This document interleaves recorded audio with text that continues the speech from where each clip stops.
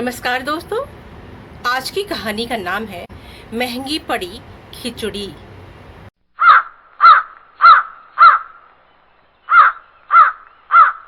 जंगल में रहने वाला एक कौवा बहुत ही आलसी था।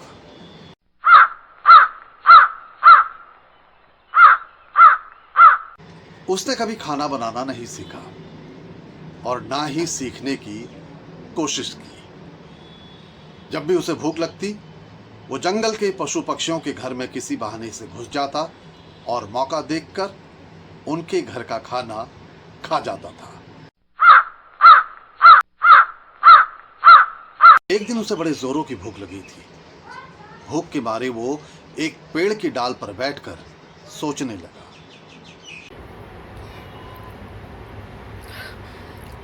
बड़े जोरों की भूख लगी है, किसके घर में जाऊं? किसके घर में स्वादिष्ट खाना बना होगा? काऊ काऊ काऊ काऊ काऊ काऊ काऊ काऊ काऊ।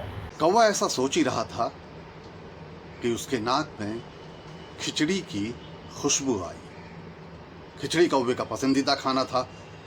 खिचड़ी की खुशबू नाक में आते ही कौवा बोला, अरे वाह, ये तो खिचड़ी की खुशबू है। लगता है कोई खिचड़ी पका रहा है। खिचड़ी की खुशबू से तो मेरी भूख और भी बढ़ गई है। मैं ऐसा करता हूँ, खिचड़ी पकाने वाले के घर में जाता हूँ और छल से उसके घर में घुसकर सारी खिचड़ी चट कर जाता हूँ।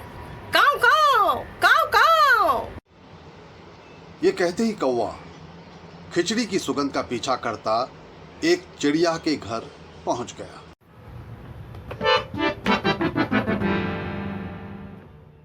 कौवा चिड़िया को जानता था।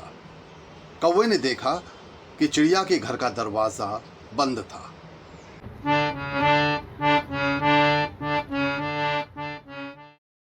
कौवा घर के अंदर जाने का उपाय सोचने लगा। ओहो, मेरी तो किस्मत ही खराब है। इधर मुझे भूख लगी है और चिड़िया का दरवाजा अंदर से बंद है। मैं अंदर जाऊं तो जाऊं कैसे? कुछ करना पड़ेगा। क्या करूं? हाँ, एक कोशिश करता हूँ।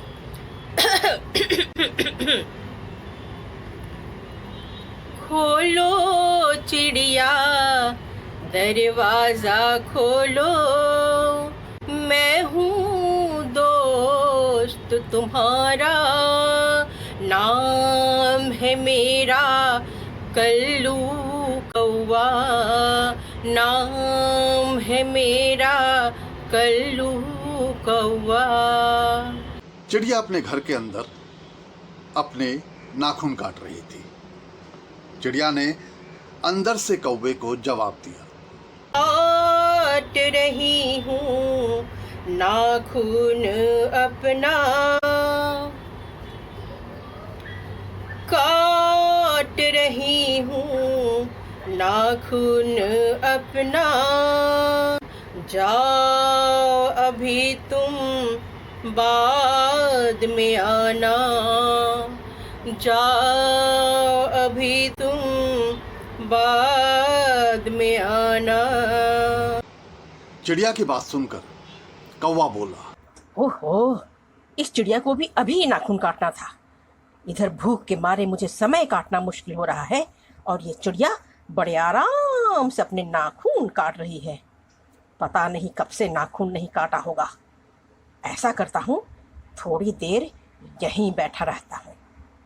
कौवा थोड़ी देर वहीं बैठा रहा। खिचड़ी खाने के लिए वो छटपटा रहा था। उसने चिड़िया को फिर से आवाज लगाई, खोलो चिड़िया दरवाजा खोलो, मैं हूँ दोस्त तुम्हारा, नाम है मेरा कल्लू कौवा, नाम है मेरा कल्लू कौवा।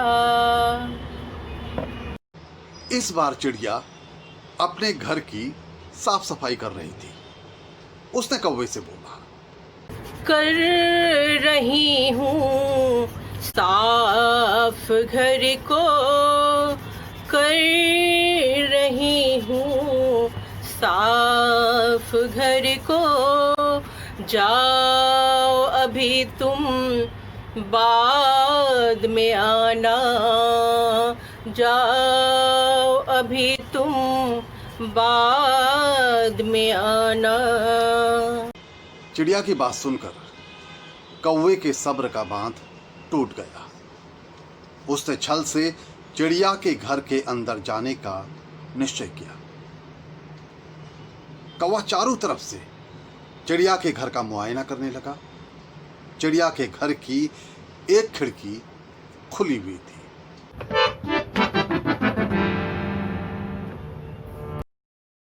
खुली खिड़की देखते ही कौवा खुश होकर बोला,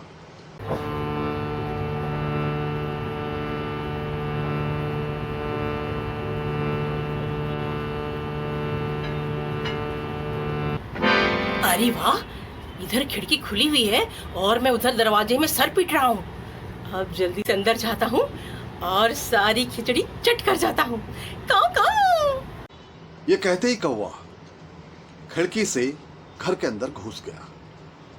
कौवे ने देखा कि घर के कोने में चूल्हे के पास खिचड़ी रखी हुई है। कौवा बिना वक्त गवाए खिचड़ी पर टूट पड़ा और खिचड़ी खाने लगा। उसने भी खिचड़ी खाना शुरू ही किया था कि वो दर्द से चीख पड़ा। आग आग आग आग, मेरी पूंछ में आग लग गई, मेरी पूंछ में आग लग गई, बचाओ बचाओ, मेरी पूंछ में आग लग गई, मेरी पूंछ में आग लग गई।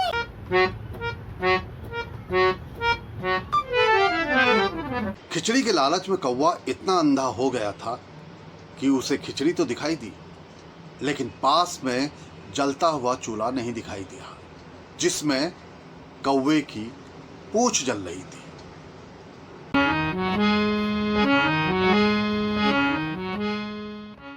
कौवा दर्द के मारे छटपटा रहा था और जोर जोर से चीख रहा था, काऊ काऊ।